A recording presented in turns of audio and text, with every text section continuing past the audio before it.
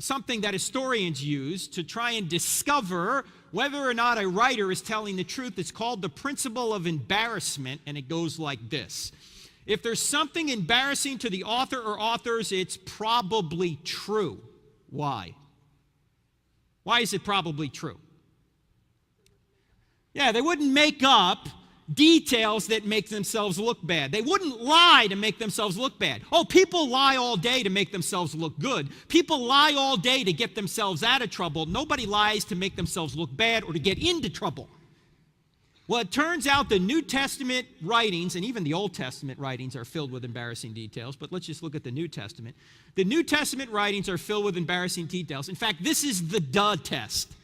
Why would they put this material in a story that wasn't true? They wouldn't do this. First of all, notice the New Testament writers depict themselves as dim-witted. They depict themselves as dim-witted. They failed to understand what Jesus is saying several times. We didn't know what he was talking about. We didn't know what he was saying. We didn't know what he was doing. Also, they are uncaring. They fall asleep on Jesus not once, but twice. When he's in the Garden of Gethsemane, he said, "This is my greatest hour of need. Stay up with me and pray." "We'll do it, Lord, don't worry." What do they wind up doing? Not once, but twice. They make no effort to give Jesus a proper burial. Who buries Jesus?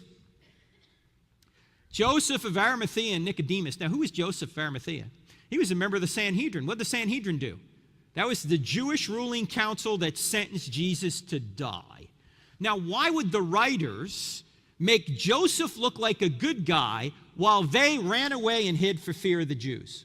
And why would they put Jesus in a Jewish tomb? What could the Jews have done if Jesus was in their tomb and the Christians claimed he had risen from the dead and he hadn't risen from the dead? What could the Jews have done? They could have gone to their own tomb and said, "Risen from the dead? That's nonsense. He's in our tomb. What are you talking about? He's dead. Stop all this nonsense talk about the resurrection." If they had said he was in their tomb and he really wasn't, what would the Jews have said? They would have said, "Your whole story's false. He's never been in our tomb. You're making stuff up." That's not what they said at all. What did they say?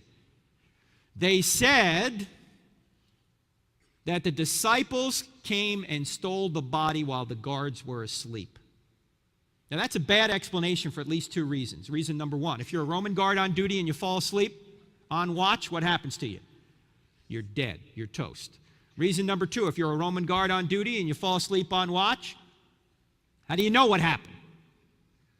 What happened? We were asleep, and the disciples came and stole the body. You were asleep. Yeah, that's right. Well, then how do you know what happened if you were asleep? Stop asking questions and just give us the bribe. That doesn't make any sense. And by the way, we know that the Jewish explanation for the empty tomb, right through the first 2 centuries of the church, or century and a half of the church, was the disciples came and stole the body. Why? Because there's an argument going on in early Christianity about it. Christians saying he rose from the dead, Jews saying, no, disciples came and stole the body. Why would they do this? Why would the Jews say the disciples came and stole the body? What does that imply? It implies that the tomb was empty. You don't have to come up with an empty tomb story if he's still in there. It's their own tomb, and they're admitting it's empty. Also, they are rebuked. Peter is called Satan by Jesus. Do you think they made this up? You think Mark just said one day, "Hey, Pete, I'm going to have the Lord call you Satan"? What do you think Peter would have said? "I'm the leader. Why is he calling me Satan? Have him call you Satan." They're not making this up. The leader of the early church is called Satan by the Lord. This is not a made-up detail. Also, Paul rebukes Peter for being wrong about a theological issue. In Galatians chapter 2, he says, "I told Peter to his face that he was wrong for trying to get the New Testament believers to obey the Old Testament law." If they're making this whole thing up, they shouldn't be arguing over these kinds of doctrines. They just make up, say whatever they want. Also, they are cowards. Peter denies Christ 3 times. This is a very bad period for Peter. First, he's called Satan by Jesus. Then he denies Christ 3 times, and later on he's rebuked by Paul. This is not made up. And then the disciples run away. This is like a Monty Python movie. Run away. They all run away.